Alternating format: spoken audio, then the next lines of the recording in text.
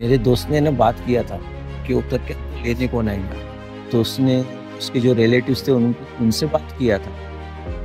वो रिलेटिव्स आके पूछते तुम दो लोग हैं क्या? तो मेरे तो पैर की नीचे जमीन वहीं हट सा गई थी। 5 घंटे ड्राइव करके कॉलेज जाते थे।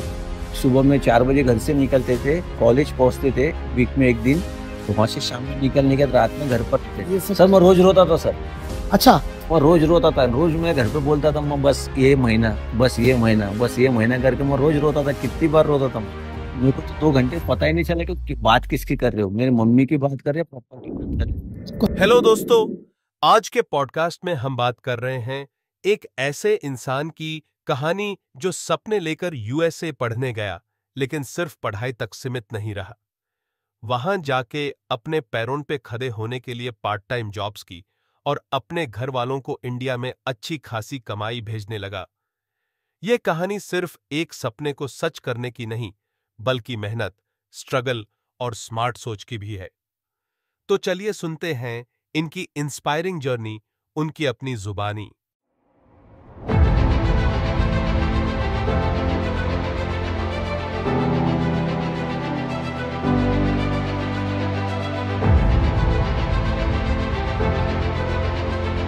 तो तो संजय जी बहुत बहुत स्वागत है आपका। Thank you sir. तो मैं जानना चाहूंगा संजय जी, यूएस के बारे में तो सुना है, लेकिन आप कहाँ से बिलोंग करते हैं, कहाँ से आप? मैं- मेरा नेटिव बर्थ प्लेस गुजरात में है, रुदेल, आनंद जिले में। और मेरा बहुत महाराष्ट्र में, जालना में हूँ। जालना, यानी आप जन्मे गुजरात में हैं। हाँ, और, जन्म गुजरात। और आप बता रहे कि जालना में, तो ये क्या कनेक्शन है दोनों का? सर मेरे डैड जो थे उमेश भाई, वो भाईश्री के साथ यहाँ पे एक बहुत छोटी उम्र में यहाँ पे नौकरी के लिए आए थे, जब उनकी शादी भी नहीं हुई थी। फिर यहाँ पर रहने के बाद उनकी शादी हुई। शादी होने के बाद मेरी सिस्टर का जन्म, मेरे बड़े सिस्टर है उनका भी जन्म गुजरात में हुआ था, मेरा भी गुजरात में हुआ था। जब मैं 3 साल का था उसके बाद मेरे को यहाँ पे लाया गया। अच्छा, तो आप मतलब 3 साल का होने के बाद हाँ, 3 साल का होने के बाद मैं यहाँ पर आया। और आपने यहाँ पे पढ़ाई कहाँ तक की है? यहाँ पे सर मैंने बीकॉम एमबीए मैंने यहाँ से कंप्लीट किया। बीकॉम जालना से कंप्लीट किया और एमबीए में पूना से कंप्लीट किया। और फिर ये जो यूएस कनेक्शन जो था, हाँ तो ये कहाँ से आपके इसमें जन्म लिया है? सर, ये बेसिकली है ना, हमारे पटेलों में ना ब्लड में ही रहता है। आज तो ऐसी कंडीशन है कि बच्चा अगर पैदा भी होता है और जब बोलना चालू कर देते तो उसको माँ बाप सिखाना स्टार्ट कर देते कि तुमको यूएस जाना है। तो यही चीज मेरे पिताजी को जाना था यूएस। बस उस वक्त इतना फैसिलिटी नहीं थी ना कंडीशन थी, तो वो नहीं जा सके। और उनकी हमेशा इच्छा थी कि मेरे दोनों बच्चों को मैं फॉरेन में सेटल करूँ। तो बस उसी के कारणवश मेरे पिताजी के जैसे मैं भी यूएस गया था। तो अच्छा, ये सपना जो था ये आपके पापा ने हाँ, देखा था? पापा का सपना था, बिल्कुल मेरा नहीं था। मेरे को तो पापा के लिए ही गया था। तो आपका क्या सपना था? मेरे को तो देखो, जब मेरे को समझ में आ गया था तो मेरे को तो यहाँ ही अच्छा लगता था। लेकिन मैं मुझ में ऐसा था कि मैंने बीकॉम कर लिया। पहले तो मैं पढ़ाई में कमजोर था सर। मैं पढ़ाई में कमजोर था। 10वीं में मैं एक बार फेल हो चुका था। फिर भी मेरे पापा ने मेरे को बोला, तू 10वीं क्लियर कर दे, बाद में तेरी इच्छा है तो मत पढ़ना। फिर 10वीं दे दिया। वैसा बोल के मेरे को 11वीं में बोले जीएस कॉलेज में चल जाना, थोड़ा सा डिग्री वगैरह ले ले। बोला ठीक है चलो, आप बोल रहे हो तो कर ले। फिर 12वीं के बाद मेरे को थोड़ा सा रियलाइज होगा कि नहीं, पढ़ाई इंपॉर्टेंट है करके। फिर मैंने बीकॉम भी यहीं से कंप्लीट किया था। बीकॉम के बाद मेरा डैड बोला अब क्या करने का। तब तक भी मेरे मन में था कि मैं अम्बड़ बदनापुर गेवरे मार्केट करूंगा। और मेरे डैड ने मेरे को बोले थे कि नहीं, अब ये चीज मैं आराम से हैंडल कर सकता हूँ, तो बाहर जाने के बारे में सोच। उन्होंने ही मेरे को प्रोत्साहन दिए थे कि तू दूसरा कुछ सोचना नहीं, तूने सिर्फ अमेरिका जाना है, यही तेरे दिमाग में रख। तो उसके लिए मेरे को एमबीए करना जरूरी था। उसके लिए आगे मेरे को वहाँ पे एंट्रेंस एग्जाम रहती है, आईएल्स बोल के बहुत सारी एग्जाम रहती है। आईएल्स रहती, कैट रहती। अगर आपको फॉरेन जाना है तो पहले ये सब एग्जाम क्रैक करके वहाँ पे एडमिशन लेना पर जरूरी ऐसे है। वर्ल्ड में तो बहुत सारे कंट्रीज हैं, हाँ, तो अमेरिका ही क्यों, क्या उसका स्पेसिफिक रीजन क्या? अमेरिका में ऐसा देखे जाए ना तो एजुकेशन अच्छा है। और दूसरा, अमेरिका एक बड़ा देश है बाकी कंट्री के मुकाबले। कनाडा और जर्मनी ऑस्ट्रेलिया है। ऑस्ट्रेलिया है, उस हिसाब से अमेरिका थोड़ा सा बड़ा है। और कितने पावरफुल देश है, ऑप्शंस ज़्यादा है। यहाँ पे पढ़ाई करने के बाद जॉब्स इजीली मिल जाती है, लैंग्वेज बैरियर नहीं है। आज जर्मनी में जाता तो मेरे को जर्मनी सीखना पड़ती थी। ओके। ऑस्ट्रेलिया की इंग्लिश में थोड़ा सा फर्क है जो अपन जल्दी समझ नहीं सकते, बट यूएस और यूके अपनी इंग्लिश हम मैच कर सकते हैं। तो उस वजह भाषा से का आपको ऐसा लगता है कि भाषा वहाँ की बहुत सिमिलर है, हाँ, वो एक समझ सकते हैं। कंफर्टेबल आपको इंग्लिश नहीं में भी लगता आप था? देखिए जैसे प्रोनाउंसिएशन, बोलने का एक्सेंट अलग है। अमेरिकन एक्सेंट मुझे समझ में आती थी, इसलिए मैं प्रेफर करता था कि अमेरिकन का। तो आपने जब एमबीए किया हम्म। और एमबीए की एंट्रेंस एग्जाम होती है कि आपको यूएस जाने के लिए, तो वो कैसा था? थोड़ा सा उसके बारे में आप बताइए मुझे बस। मेरे को एक्चुअली सिर्फ इतना ही पता था कि जाने के लिए आयल्स देना जरूरी है, पर वो आयल्स का मीनिंग का तो वो भी मुझे पता नहीं था अच्छा। एक्चुअली, क्योंकि मैंने कभी सुना नहीं था। मेरे को मालूम था कि आयल्स एग्जाम रहती है। तो जैसे एमबीए खत्म हुआ, फिर आनंद में, गुजरात में है ना, बहुत सारे क्लासेस चलते। मतलब आप मान के चलो कि हर तीसरी गली में आपको एक नया क्लास इंस्टीट्यूट दिख जाएगा जो आपकी एग्जाम के लिए प्रिपरेशन करा के देते।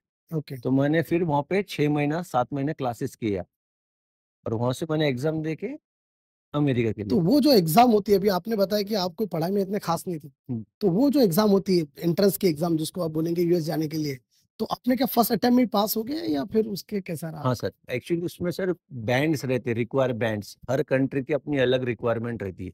अगर आप जो मैंने कोर्स सिलेक्ट किया था, जो कॉलेज के लिए सिलेक्ट किया था, उसमें मेरे को 6.6 बैंड इनफ थे। ओके। 6 मार्क पे भी आपको एडमिशन मिल जाता था। कनाडा के लिए आपको 6.5 बैंड्स लगते हैं, ऑस्ट्रेलिया के लिए भी 6.5 लगते हैं। और यूएस के लिए कितना बताया आपने? 6 बैंड 6 बैंड अगर होते हैं तो आप यूएस के लिए एप्लीकेबल अप्लाई कर कर सकते सकते हो। हैं। वो ओके। भी अगर हर कोर्स के लिए साइंस फील्ड करने के बाद अगर आप जो भी कॉलेज में जा रहे हो आगे पढ़ाई करने के लिए, वो उसके ऊपर डिपेंड करता है। पर 6.5 पे आपको बहुत से कॉलेजेस में ऑप्शन मिल जाती है। तो मेरा एक सवाल है इसमें कि ऐसा कुछ ऐसा कुछ होता है कि मतलब उसको भी मैनेज किया जा सकता है? ये नहीं जो आप बताए ये एग्ज़ाम और ये ना देते हुए कुछ, क्योंकि नहीं, ये इंडिया है, यहाँ पे सब कुछ हो सकता है। बिल्कुल ऐसा है। मैंने तो सुना भी था, कई बार हुआ भी होगा, पर आप वो क्रैक नहीं कर सकते सर, क्योंकि उसके लिए सबसे पहले आईएलटीएस देने के लिए आपके पास पासपोर्ट चाहिए। अच्छा। वो एग्जाम ही ऐसी है कि जी अगर आपके पास पासपोर्ट नहीं है तो आपको एग्जाम के लिए अपीयर भी नहीं कर सकते। ओके।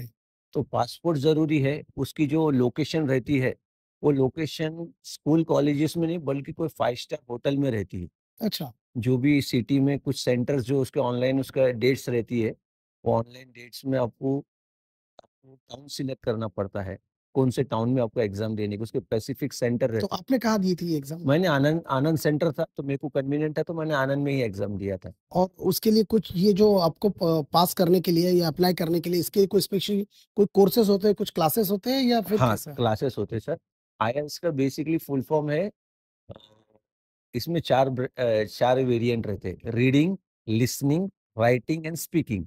ओके। ये बेसिकली इंग्लिश टेस्ट रहती है कि आप वो देश में जा रहे हो, तो आपको वहाँ की भाषा कैच कर सकते हो क्या नहीं, समझ सकते हो क्या नहीं, लिख सकते हो क्या नहीं, बेसिक रिक्वायरमेंट है उनकी।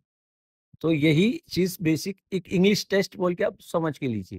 पर आप तो घर से गुजराती लैंग्वेज में बात करते हाँ। थे और फिर ये जो इंग्लिश वाली टेस्ट, तो कहीं पे फियर नहीं आया वैसे? सर मेरे को इंग्लिश से ऐसा प्रॉब्लम नहीं था कि मैं मेरा education through out English medium से ही हुआ है। चालना ओके। में कॉन्वेंट स्कूल थी सेंट जॉन्स, तो मैं इंग्लिश से काफ़ी हद तक तो फ़ैमिलियर फ्लुएंट था, थे, इसके फ्लुएंट कारण था। आपको मतलब वो मैं इतना। समझ सकता था, लिख सकता था। कुछ चीज़ें थी जैसा अब पहले टीवीज़ नहीं थे, आज तो मोबाइल से इंटरनेशनल है, सब अपने को डाटा मिल जाता है। पहले इतना इंग्लिश के लिए उनकी एक्सेंट समझना हमारे लिए बहुत सा कन्फ्यूजन था।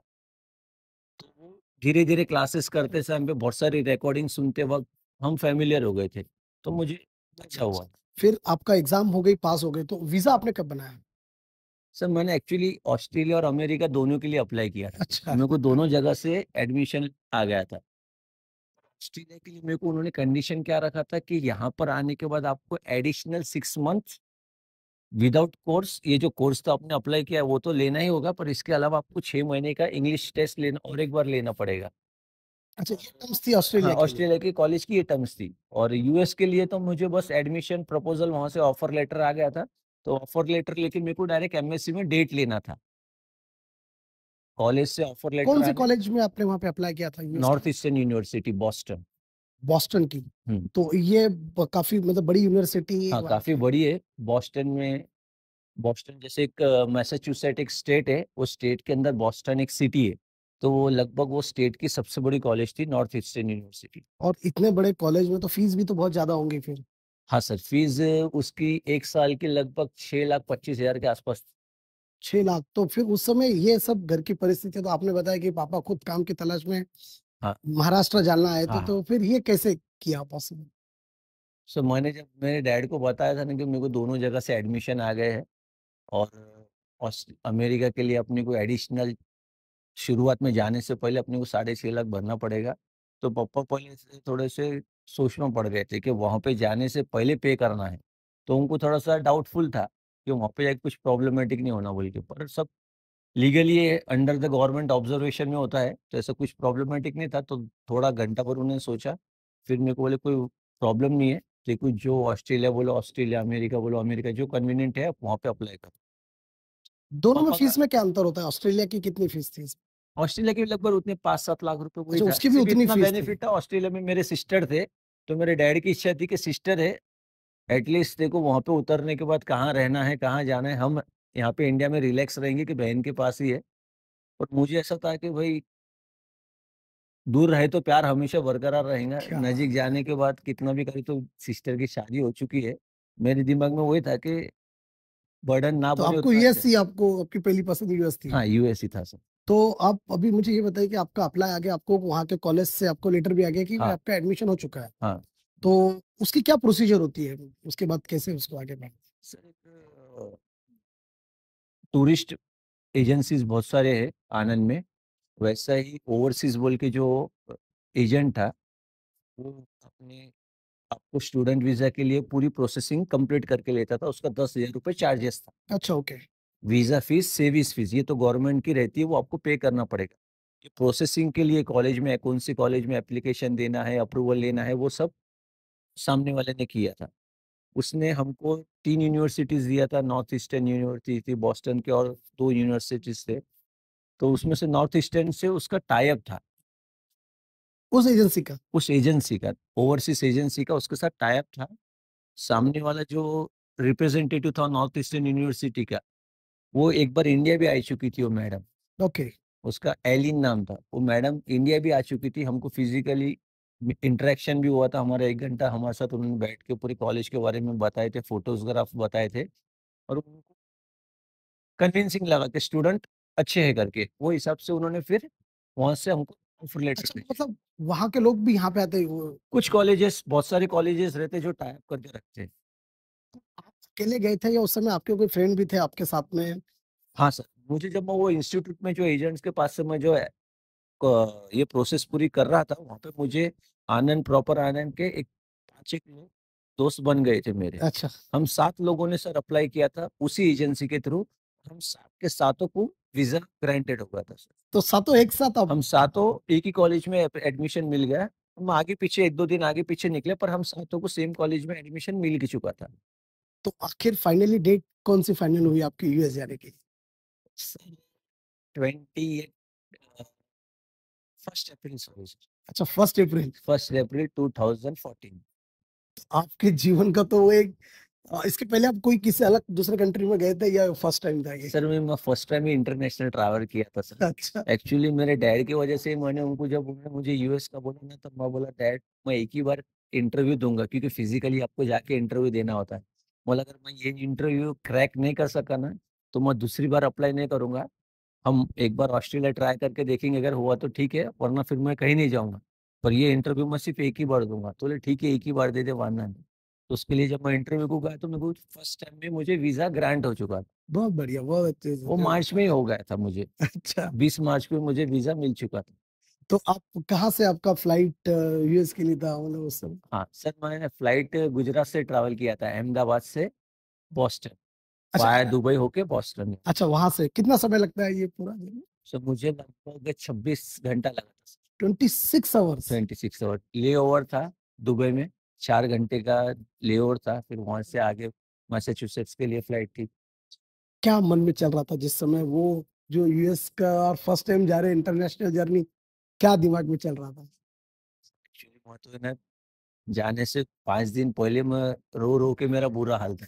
अच्छा, क्योंकि मैं तो कभी रहा ही नहीं परिवार के बगैर। मैं 2 अच्छा, साल पूना रहा, पर पूना जाने के लिए सिटी चेंज कर रहे। मैं तो देश चेंज कर रहा था, वो सोच के मेरे को रोना आ रहा था यार। मॉम डैड के बगैर मैं कभी रहा नहीं इतना दूर। उनकी कंडीशन देख के मुझे ज़्यादा रोना आ रहा था। मेरे को अच्छा। इतना फ़ील नहीं हो रहा था, पर उनको देख-देख के मुझे ज़्यादा बुरा फ़ील हो रहा था कि मैं क्या करूँगा, कैसा रहूँगा बोल के। तो कैसे सँभाला अपने आप को कि ये सब क्या सिचुएशन सब क्या मैं था? रोते रहा, सब मैं फ्लाइट में भी रोते रहा। मैं लगभग जहाँ तक मुझे याद है, मैं सुबह में 3 बजे फ्लाइट था मेरा अहमदाबाद से, तो मैं रोते-रोते सो गया सर। अच्छा, और दुबई लैंड होने के बाद पूरा प्लेन खाली हो गया था, पर मैं और मेरा दोस्त हम दोनों सोए थे। फ्लाइट अटेंडेंट्स ने हमारे को एयर होस्टेस से उठा के बोली कि फ्लाइट लैंड हो चुकी है, आप जाइए उठिए करके। तब हमको पता चला कि हम लैंड हो अच्छा, क्या बात है। गए। हम रो-रो के बुरा हाल था सर। अच्छा, और फिर आप पहुँच गए अभी यूएस, हाँ सर। तो कैसा था पहला दिन? सर हम अप्रैल में पहुँचे थे तो ठंडी काफ़ी थी सर। और उसमें मुझे झटका क्या लगा सर, जहाँ पे उतर के सबसे पहले तो मेरे दोस्त ने ना बात किया था कि उतर के हमको लेने कौन आएगा। तो उसने उसके जो रिलेटिव्स थे उनसे बात किया था। वो रिलेटिव्स आके पूछते तुम 2 लोग हैं क्या? तो मेरे को तो पैर के नीचे ज़मीन वहीं हट सरक गई थी। क्यों? तो वो पूछ रहा है कि तुम 2 लोग हो क्या? इसका मतलब उसको सिर्फ़ एक की बात पता थी कि वो एक ही आने वाला है। तो उसने बोला हाँ, बोले हम 2 जन हैं, हम दोनों साथ में हैं। हमको एक कॉलेज में एक हॉस्टल था, कॉलेज के पास ही एक हॉस्टल था, जहाँ पे ऑलरेडी कोई बॉयज़ लोग रहते थे। हम वहाँ पे जाके रुके सर। आपके रुकने के अरेंजमेंट तो ये सब हाँ, पहले किया था या फिर वहाँ पे यूएस जा पहुँचने के बाद आपने किया है? वो मेरे दोस्त ने किया था सर। अच्छा, एक्चुअली मैंने उसको पूछा था अगर तेरा कोई फ्रेंड है तो तू कर, वरना मैं किसी और से बोल के मैं अरेंजमेंट करवाता हूँ। तो उसने मेरे को बोला था नहीं बोले मेरे पहचान के लोग हैं, बेफ़िक्र रहो, हमको लेने आ जाएँगे ऐसा-वैसा। पर आने का तो उसने जब 2 लोगों का पूछा तो मुझे तो एकदम शॉक लगा कि इसने बताया था कि नहीं बताया था। अच्छा, फिर क्या हुआ उसके बाद? बस हम दोपहर में 4 बजे पहुँचे थे। और वो जेट लैग पहली बार ऐसा इतना सारा ट्रैवल किया था, तो पहुँचते बरोबर हम बगैर खाए पिए सो गए थे सर। अच्छा, आज दोपहर में समझो हम 4 बजे सो गए, तो कल सुबह में 11 बजे उठा था सर मैं। उस दिन कुछ खाया पिया कुछ कुछ नहीं भी नहीं आपने? सोए, कुछ भी नहीं। रोते-रोते उस दिन भी शाम में 3-4 बजे सो गया, दूसरे दिन सुबह में 11 बजे उठा सर। अच्छा, तो जिस आप तो फिर सोते रहे लेकिन फिर अभी जो आपने कॉलेज में एडमिशन लिया था, हाँ, फिर वहाँ पे वो आपको जब जाके मिलना था और वो एडमिशन और वो प्रोसेस का कैसा हुआ फिर? 3 हम एक्चुअली मैं 4 दिन पहले गया था कि मैं आजू-बाजू में लोकल एरिया में घूम लूँ। मुझे एरिया के बारे में पता चल जाए कि सिटी कैसी है। वहाँ से व मेरा रुकने का जो हॉस्टल है वहाँ पे हमको अरेंजमेंट करना था सर बेसिकली। जाके हमको हॉस्टल स्टे करने के लिए ढूँढना था।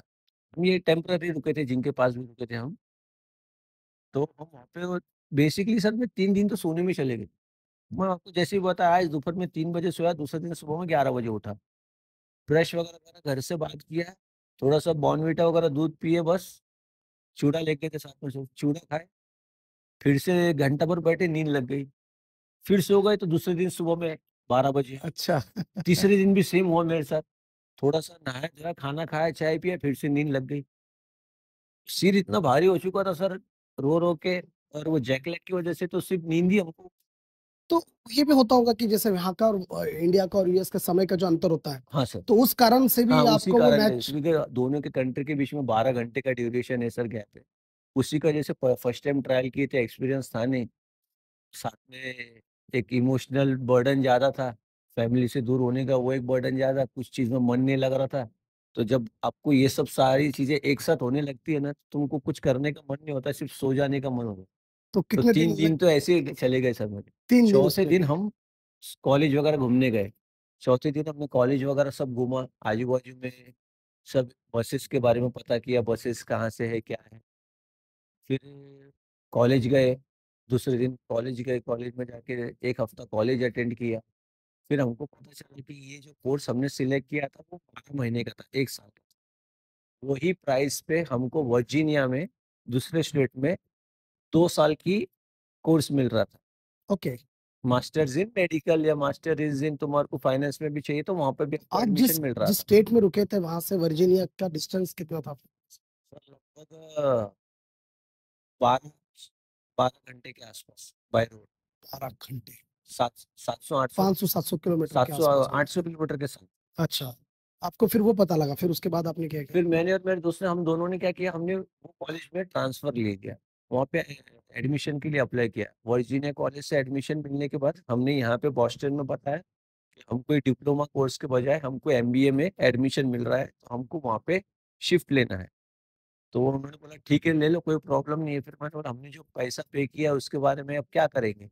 तो बोले आपको वायर ट्रांसफर आपको इंडिया से ही करना होगा, जो बैंक से आपने पे किया है वही बैंक को आपको बताना होगा कि ये पैसा रिफंड करने को लगा। मैं, तो यहाँ पे क्यों नहीं दे सकते? तो बोले अगर हमने यहाँ पे आपको कैश दे दिया या चेक दिया वो मनी लॉन्ड्रिंग कहलाएगा, ओके। तो वो हम नहीं कर सकते, इलीगल। मैंने रुदेल से ही अपने गांव से ही मैंने ट्रांसफर किया था। तो उन्होंने मेरे को बोला था कि पैसे तो वापस आ जाएंगे, पर कब आएंगे और कितने आएंगे मैं उसकी कोई गारंटी नहीं दे सकता। उसको टाइम कंज्यूमिंग ये प्रोसेस है। बहुत बड़ा मतलब ये था आपके लिए कि भाई पैसे कब आएँगे और कितने आएँगे? हाँ, मेरे पापा को थोड़ा सा वो था, पर मेरे डैड को वही था कि तेरे को जहाँ कन्वीनियंट हो तू वहां जा। अच्छा, पापा की तरफ से पूरी छूट थी हाँ, आपके कि लिए, तेरे को क्या जो बात है। सही लगता वो तू कर, हम लोग तो इतने दूर है, तेरे को वहाँ का अच्छा बुरा सब साथ में जो भी समझ रहा तो तेरे हिसाब से। मैंने फिर वर्जीनिया में एडमिशन ले लिया। वायर ट्रांसफर से 20 दिन के बाद पैसे भी वापस आ गए, जितने भरे थे पूरे पैसे वापस आ गए। और यहाँ पे भी हमने वीक में एक ही दिन जाना था, बाकी के 6 दिन हम आराम से जॉब भी कर सकते थे। बड़ा रीजन वो हाँ, भी तो था। मैं उसी पे आ रहा था कि ये जो जॉब का था वहाँ पर कि पढ़ाई करते-करते हाँ, आपको जॉब करने का ये कहाँ से सूझा और कैसे ये दिमाग में आया? बेसिकली मैं इन शॉर्ट बोलूँ तो मैं अमेरिका गया था ये पैसे कमाने के लिए। अच्छा, मेरे दिमाग में एक ही था कि पैसे कमाना है, अच्छा, वो कैसे भी कमाओ। पढ़ाई सिर्फ एक बहाना था वहाँ पे पहुँचने के लिए, पर एजेंडा तो यही था कुछ भी करके पैसे कमाना है बस। अच्छा, तो ये हाँ, आपके पहले से दिमाग में एजेंडा ये था। दिमाग में मेरे था। तो तो मैं वहाँ पे एक दिन कॉलेज, हर ट्यूसडे को कॉलेज जाता था, बाकी दिन मैं 6 दिन जॉब करता था। तो वहाँ के रेगुलर कॉलेज नहीं होते थे? रेगुलर नहीं, वीकली कॉलेज होता था सर। अच्छा, मैं न्यू जर्सी में रहता था, न्यू जर्सी से वर्जीनिया 5 घंटे ड्राइव करके कॉलेज जाते थे। सुबह में 4 बजे घर से निकलते थे, कॉलेज पहुँचते थे वीक में 1 दिन, और वहाँ से शाम में निकलने के बाद रात में घर पर आते थे। तो 1 दिन तो आपका कॉलेज के लिए चलेगा, तो जो बचे हुए 5 दिन तो पहला कौन-सा जॉब आपने यूएस में किया? सर बेसिकली हम जब, मैं बॉस्टन में भी जब 15 दिन रुका, महीना वो 20 दिन रुका, तब मैंने ऑलमोस्ट हर इंडियन स्टोर पे जाके, हमने, हमारा काम था कि भाई हमको जॉब चाहिए, आपको लगे तो हमको ये नंबर पे कांटेक्ट करना है। तो उनका नंबर लेके आते थे, हमारा दे के आते थे। तो किसी ने कांटेक्ट नहीं किया सर, वैसे ही हम न्यू जर्सी में करे थे। जो एरिया में हम रुके थे वो बेसिकली पूरा इंडियन एरिया था, एडिसन बोल के सिटी है। तो मुझे एक चीज़ समझना था कि आप बॉस्टन से अभी आप न्यू जर्सी शिफ्ट हो गए थे, हाँ सर। क्योंकि आपका कॉलेज वहाँ पर जो 2 साल का कोर्स आपने जो हाँ सर। बताया, ठीक है, अभी आप न्यू जर्सी में शिफ्ट हो गए। लेकिन ये वो आपका दोस्त भी आपके साथ में था, जो हाँ सर, दोस्त यहाँ से गया था वो भी आपके कंटिन्यू साथ में था। बिल्कुल। तो न्यू जर्सी में भी आपने सेम किया कि आप इंडियन स्टोर्स पे जाने लगे हाँ। और वहाँ पे आप आपके जॉब के बारे में इंक्वायरी करने लगे। हाँ सर, बेसिकली सर वहाँ पे यही जॉब मिलता था, किसी के कोई पैकिंग में हेल्प कर दो, कोई काउंटर पे कुछ काम कर दो। जो भी काम मिलता था हम उसमें करने के लिए रेडी थे, क्योंकि सर्वाइव करने का ऑलरेडी 6 लाख रुपए पापा ने भर चुके थे। अब खर्चे के लिए भी वहाँ से पैसे मँगाओ तो फिर वो गलत हो जाता। तो आप साथ में अपना पैसे दिमाग, लेकर नहीं आए थे कुछ उस समय? पैसे ले गया था सर, मैं $4,000 कुछ ले गया था, अच्छा, $3-4,000 $4,000 ले गया था मैं। और मैंने खर्चा नहीं किया था सर, उसमें से मेरे को जहाँ तक याद है $140 ही मैंने कुछ खर्चा किया था बस के टिकट के, जो मुझे बॉस्टन से न्यू जर्सी जाने के लिए लगे थे। वही आपने खर्चा किया घर वही से? किया था, उसके बाद मैंने खर्चा नहीं किया सर। वो डॉलर वैसे के वैसे ही थे, मैंने अगले महीने में वो पैसे वापस भेज दिया था इंडिया से। अच्छा, इंडिया को वापस भेज हाँ दिया। सर, मैंने वो 35-40 दिन का तो पैसे भी भेज दिए, उसमें एडिशनल करके मैंने पैसे पूरे वापस भेज दिए। तो वो जो पहला जॉब आपको मिल गया वो क्या ये मतलब यूएस में इतना आसान होता है कि ये मतलब आपको अगर हाँ कोई सर, ये जॉब मिलना आसान होता है। देखो बेसिकली क्या है, गैर कानूनी तरीके से बहुत जॉब कर सकते, अच्छा, इनलीगली आपको कैश में बहुत से लोग काम दे देंगे। कोई ग्रोसरी स्टोर पे बोलो, कोई रेस्टोरेंट में बोलो, तो ये सब जॉब मिल जाते थे। वैसे हम जॉब ढूँढने गए थे, हम एक सिग्नल पे रुके थे। हम सिग्नल पे 2 जन 3 जन साथ में खड़े थे। लाइट रेड थी, तो एक गाड़ी आके हमारे पास रुकी। तो आदमी ने हमको पूछा तुम कहाँ घूम रहे हो? बोले हम स्टूडेंट हैं, हम जॉब के लिए आए थे। बोले बैठो, बोले गाड़ी में, रेस्टोरेंट में काम देते। तो मुझे लगा यार ये मज़ाक कर रहा हूँ, बोला चलो बढ़िया, हम बढ़ गए गाड़ी के अंदर। वो गाड़ी गोल घुमा के उसके रेस्टोरेंट के बैक साइड में लेके गया। किचन में हमारे को एंट्री दे दिया उसने। बोले इनको काम बताओ, बोले वहाँ पे बहुत सारी गुजराती लेडीज़ और जेंट्स काम कर रहे थे किचन में। तो जैसे बेसिकली जो किचन में काम करते हैं, कोई कुछ तल रहा था, कोई रोटी बना रहा था, कोई कुछ कट कर रहा था, तो वैसे उसने हमको 2 कांदे की बकेट लाके दे दिया सर। अच्छा। और बोले कांदा कट करना चालू कर दो। और हम तीनों हाँ, एक-दूसरे को देख रहे हैं, बोला क्या बात है, पैसे की तो बात हाँ। किए नहीं। मजबूरी थी, काम तो करना है, जो पैसे दिया। हमने कांदा कट करना चालू कर दिए, अच्छा, ग्लव्स वगैरह पहन के कटिंग करना चालू कर दिए। तो उस दिन हमने कुछ 5 घंटे काम किए। तो वो 2 जन थे, उन्होंने बहाना बना के वो चले गए। अच्छा, मैं अकेला रह गया। उसने अपना मेथी की बॉक्स आता था, मेथी बॉक्स में आती है, एक बड़े बॉक्स से लकड़ी की पेटी में मेथी ला के रख दिया और कटिंग करना चालू करा। 5 घंटा मैंने कटिंग वगैरह करके मैंने बोला मैं जा सकता क्या? तो ले जा सकते। तो बोला रहते कहाँ हो? बोला मैं ये घर में रहता हूँ। तो ले वो घर की ओनर हमारी कार चलाती है अच्छा, वीकेंड में। ओके, तो आप सुबह में उनके साथ 5 बजे आ जाना। बोला कितने बजे? तो मॉर्निंग में 5 बजे अपने को कैटरिंग करने के लिए न्यूयॉर्क जाना है। अच्छा। बोला हाँ ठीक है। पर मैंने जाते समय सोच लिया था, मतलब कल सवेरे उठना ही नहीं है, अपने को जाना ही नहीं है।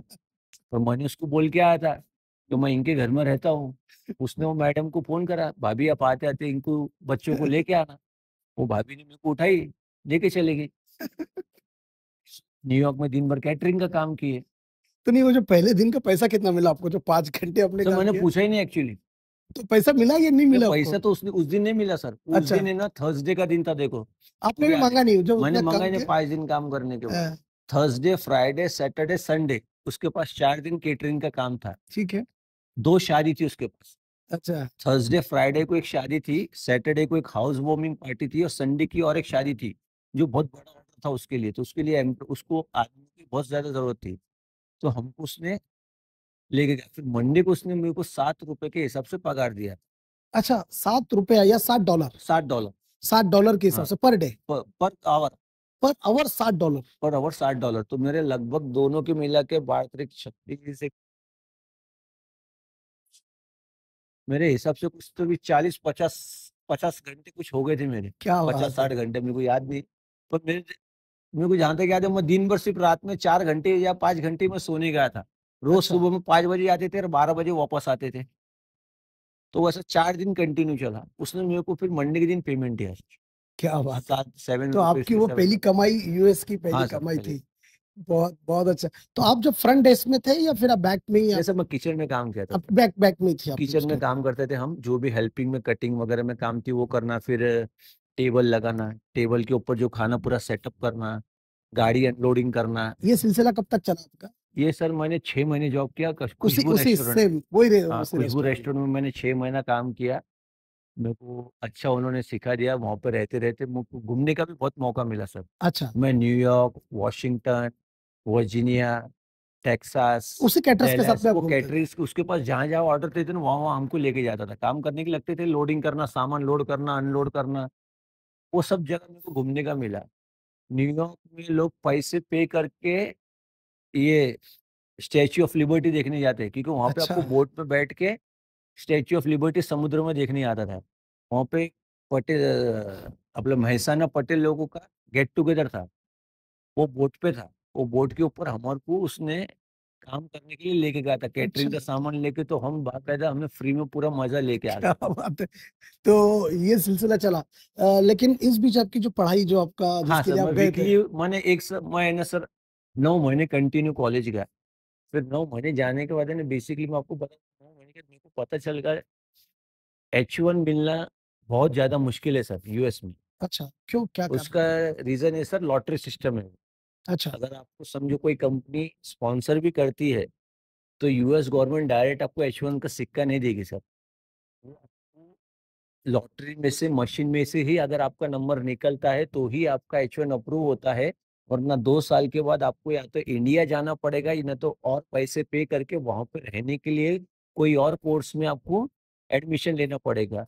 कोई इंग्लिश स्पीकिंग कोर्स बोलो या कंप्यूटर क्लास बोलो, कुछ भी कोर्स आपको ऐड करना पड़ेगा, तो ही आप वो देश में रह तो सकते हैं। आपका स्टूडेंट वीज़ा कितने साल का था? मेरा 5 साल का स्टूडेंट वीज़ा था।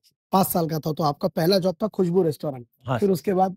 उसके बाद सर मैं गया था विंगो वाइन्स। मैं ना एक दिन क्या हुआ सर, हमारे साथ मेरे साथ वहाँ पे जॉब करते-करते बहुत सारे हर हर ऐज के दोस्त बनते गए थे मेरे अच्छा, साथ। मैंने तो ये कोई इंडियन थे या फिर इंडियन अमेरिकन दोस्त इंडियन थे? ही लोग थे सर। तो अच्छा, उसमें एक अंसार भाई करके थे। वो अंसार भाई वो खुशबू रेस्टोरेंट छोड़ के चले गए थे।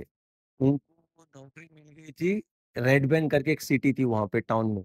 रेड बैंक में वो एक गैस स्टेशन पे काम करते थे। मुझे भी है ना एक चीज़ पता चल गई थी कि वहाँ पे जब मैं गया था तब वो टाइम था समर का। अब विंटर नज़दीक थे। अब विंटर में रेस्टोरेंट का बिज़नेस कम हो जाता है और विंटर में रेस्टोरेंट का बिज़नेस अगर कम हो जाएगा तो वो मेरे वर्किंग आवर्स भी कम कर देगा। ओके। फिर मैं बैठ के करूँगा क्या तो सर? आवर बेसिस पे वहाँ पे होता था आवर क्या बेसिस आपको? पे था। उनको जब अगर रिक्वायरमेंट रहती थी तब वो आपको बुलाते थे।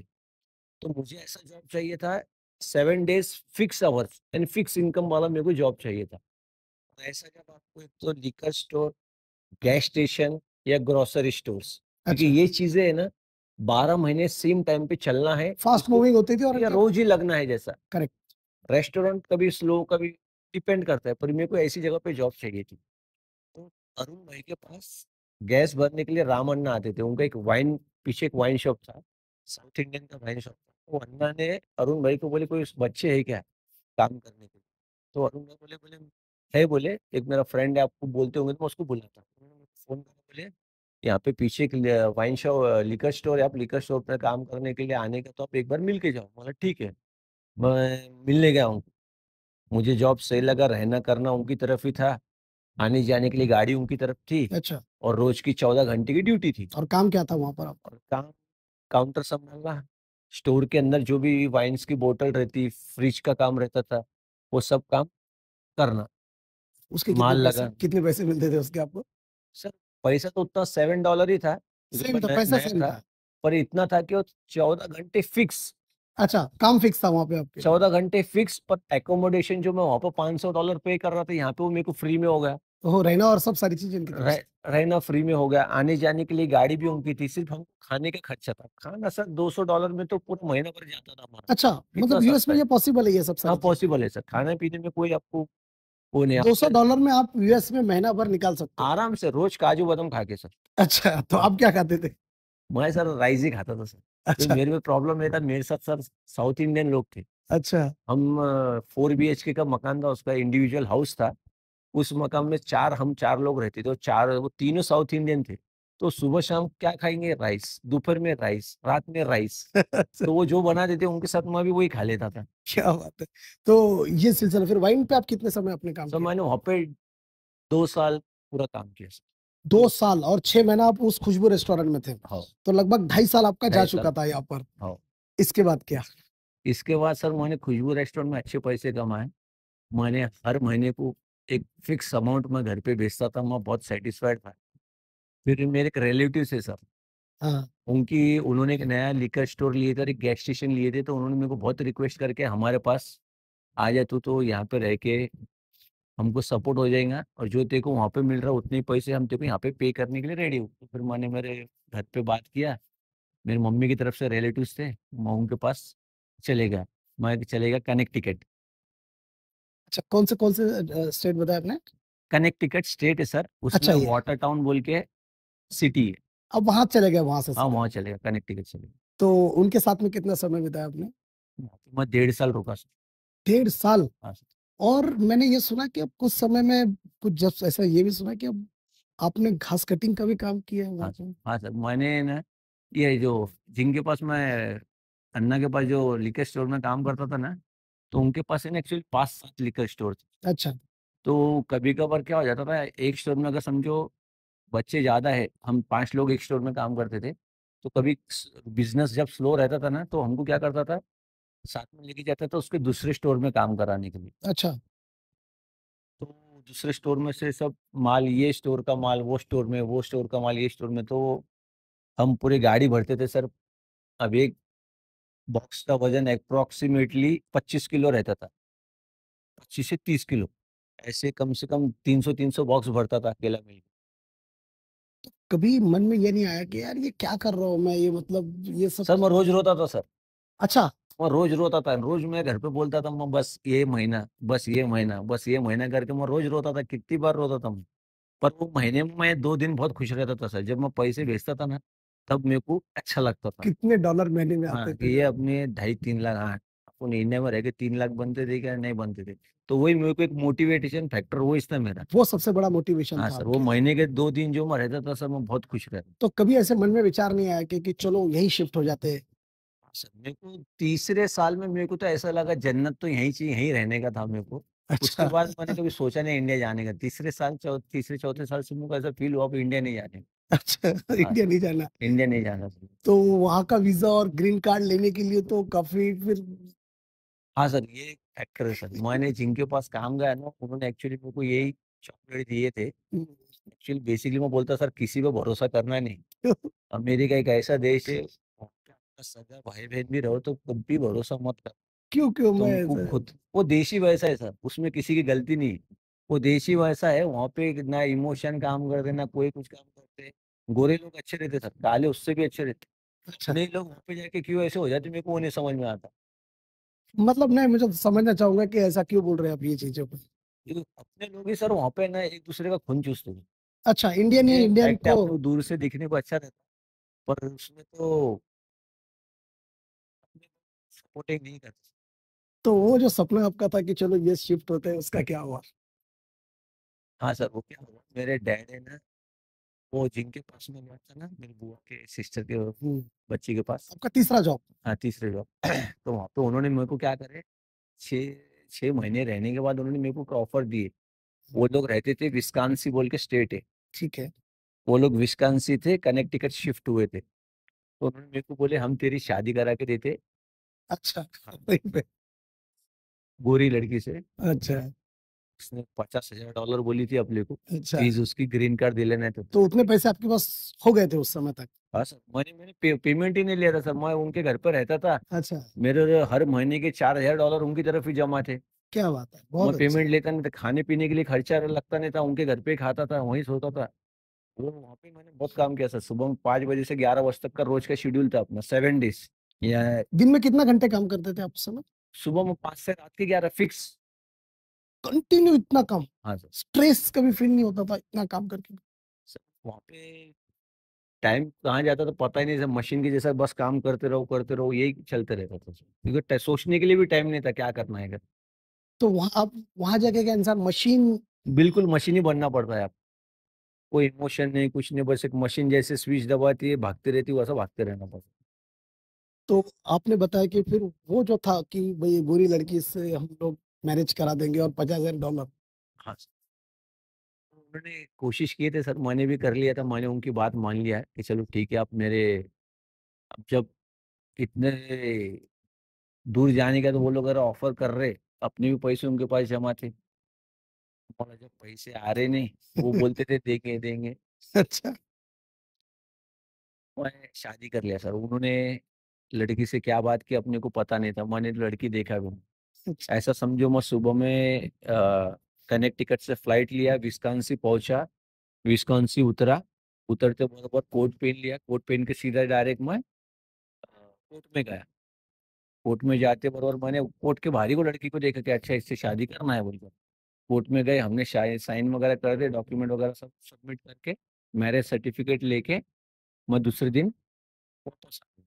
अच्छा मतलब वो सिर्फ़ कॉन्ट्रैक्ट मैरिज था बस, हाँ बस वो कॉन्ट्रैक्ट मैरिज। इसके अलावा कुछ नहीं था। नहीं बाकी कुछ नहीं।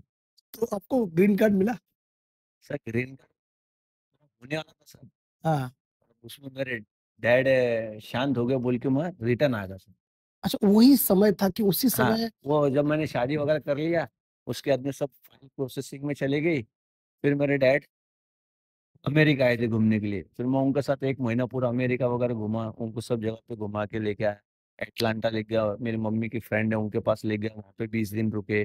न्यू जर्सी पापा ले को गया। क्या लगता था कि आप वहीं रहना चाहिए? पापा का भी यही हाँ, उनका सजेशन था? सपना था कि यहाँ पे इंडिया मत आना, वहीं रहना, वहीं अच्छा है। मुझे भी मन लग गया था सर, कि अच्छा, वहीं अच्छा है करके मेहनत कर लिए थे, पैसे बना लिए थे। और कुछ नहीं भी करते थे, अगर ये जॉब भी करता था तो मैं इंडिया आराम से हर महीने 3-4 लाख रुपए आराम से भेज सकता था। 10 साल के बाद आता तो बहुत पैसा हो जाता था यहाँ पे जब तक। तो फिर लाइफ में एक नया मोड़ आया कि पापा का ऐसा हुआ और आपको हाँ सर, फिर मैं ना सो रहा था सर, मेरे को जहाँ तक याद है। और जब ऐसा हुआ ना, तो उसके 2 दिन पहले ही मैंने पापा को पैसे भेजा था। मैंने तभी बात किया, मैंने आपको चिट्ठी भेजा, बोला कल सुबह में जाके विड्रॉल कर लेना। हाँ, ठीक है पापा यहाँ पे खुश। फिर से छापखाना चालू होगा, बोले संजीव का छापखाना चालू होगा, हर महीने चालू हो जाएगा। तो 4 दिन के बाद मैं सुबह का टाइम था, सर 6 बज रहे होंगे, तो मैं सोया हुआ था घर में। तो मैंने देखा कि मेरे फ्रेंड के फोन आ रहे। तो मेरे को लगा वो लोग रात में यहाँ पे पार्टी करने बैठे होंगे इसलिए फोन मार रहे। तो मैंने जानबूझ के उठाया नहीं फोन। सबके आए, सुमित के, शिखा के, प्रतीक के, रोहित के। तो मैं देख रहा था कि फोन बज रहा, पर मैं उठाया नहीं। मतलब लोग डिनर करने गए होंगे, याद कर रहे होंगे, बोल के फोन कर रहे। फिर काजल भाभी का फोन आया, वो भी डायरेक्ट मोबाइल पे। परेशान होता, फिर मैंने उठाया नहीं। फिर से फोन आया, सीरियस है, तो मैंने उठा के बात किया। तो उन्होंने मेरे को बताया कि ऐसा ऐसा है।